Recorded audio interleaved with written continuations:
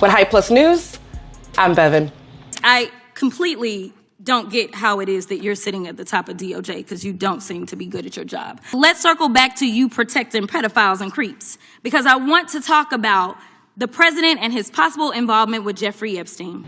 Attorney General Pam Bondi faced a blistering showdown on Capitol Hill today as she testified on the Justice Department's handling of the Epstein files and broader federal oversight. Lawmakers grilled her over the controversial document releases tied to Jeffrey Epstein, records that allegedly exposed sensitive victim information despite mandated redactions, turning the hearing into a tense, combative exchange.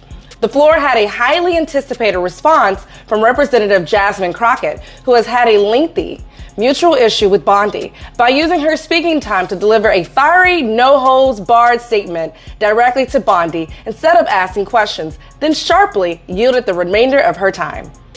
Prior to Jasmine Crockett's response, the temperature rose high when Bondi urged representatives to apologize to President Trump for their past efforts to impeach President Trump during his prior term, yet repeatedly declined to directly address or apologize to Epstein file victims even as they sat in the same room. She was pressed more than once by members of the committee, further intensifying the hearing and drawing visible frustration from lawmakers and those watching. One viewer would write on X, "Why would anybody apologize to Trump? He's running the country like a dictatorship. The entire Trump administration should apologize to the American people and our allies, then resign from office in disgrace. Don't worry, Bondi, there will be another impeachment in 2027. Crockett redirected the focus to the purpose of the hearing, stating, "You're spending more taxpayer resources arresting journalists than you are prosecuting pedophiles and creeps. Your boss, the President of the United States, stated that this administration, quote, took the freedom of speech away.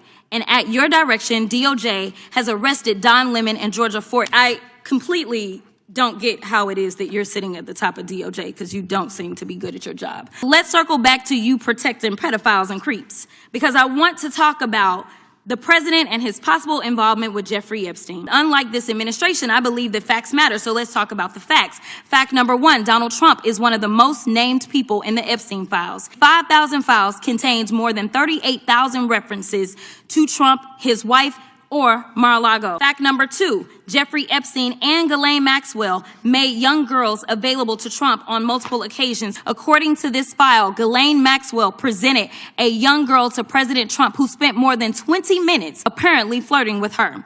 Here's another example. This shows notes from FBI investigators describe Jeffrey Epstein transporting a victim to Mar-a-Lago to meet with President Trump, where he bragged to Trump that, quote, "This is a good one." I'm not saying that the president is a pedophile, but there is a lot of evidence in these files that suggests that he's very close friends with a lot of men who are pedophiles. Following Crockett's remarks, Bondi would attempt to shut down Crockett by showing different illegal immigrants arrested in Texas. The moment would only trigger Crockett more to call out Bondi for ignoring Epstein's victims in the same room as her. I do. Thank you, Congressman. Thank you, my friend, for many years. I find it interesting that she didn't even want to try, Congresswoman Crockett, to ask any questions, because she certainly did not condemn her leader, Hakeem Jeffries, for taking money from Jeffrey Epstein after Epstein was convicted. This is what she didn't want to talk about.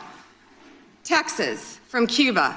Convicted, homicide, arson, weapon offense. Convicted. So what we talking about? Convict some of these perpetrators that rape these women that you refuse to even acknowledge they are here. Representative Sidney Kamlager Dove also pressed Bondi, calling on the Justice Department to republish scrub data on right-wing extremists to the public website. She referenced a past comment from President Trump, quoting him as saying, "I'll tell you something that's gonna get me in trouble, but I couldn't care less. The radicals on the right oftentimes are radical because they don't want to see crime. The radicals on the left are the problem. They're vicious and they're horrible. They are politically savvy." Kamlager Dove then asked Bondi directly whether she agreed with that statement, but did not receive an answer. She was ignored. Last fall, after the horrific shooting of Charlie Kirk, President Trump was asked if there were extremists on both the left and the right. And his exact words were, "I'll tell you something that's going to get me in trouble, but I couldn't care less." Radicals on the right oftentimes are radical because they don't want to see crime. The radicals on the left are the problem. They're vicious and they're horrible and they're politically savvy. Do you agree with this statement? You're taking too long, Madam Attorney General, but you know the answer. What we saw in that hearing was pure hypocrisy on full display. The whole world sees the circus and are one by one pulling away from American shenanigans politically and fiscally. Attorney General Bondi showed more urgency defending the president's ego than defending the American people, and certainly more than she showed towards the Epstein victims sitting right there in the room. When given chances to directly address the harm done, she dodged, deflected, and pivoted. No real accountability, no sustained acknowledgement, just political shielding. What's even crazier is she demanded apologies for impeachment efforts, but wouldn't give straight answers or meaningful response to victims whose private information was exposed. That contrast is damning. And let it be known, she only seemed willing to answer questions when they came from her allies. When critics pressed her directly, she sidestepped. When challenged forcefully, she changed the subject and attacked the messenger. That's not transparency. That's controlled narrative management. Stop redacting bad guys and stop putting victims in harm's way. Protecting power instead of people isn't leadership. It's cowardice in a suit. With Hype Plus News, I'm Bevan. Hype Plus Atlanta viewers, if you need a break with all this political banter, join me on February 15th for a night of comedy and candles with viral star Trip Fontaine. The show will happen on the covered rooftop of the Reverb Hotel. And if you get there early, you can enjoy a candle making class. I'll be rocking out with the Hype team for the night. Tickets available at hypersclub.com or Eventbrite.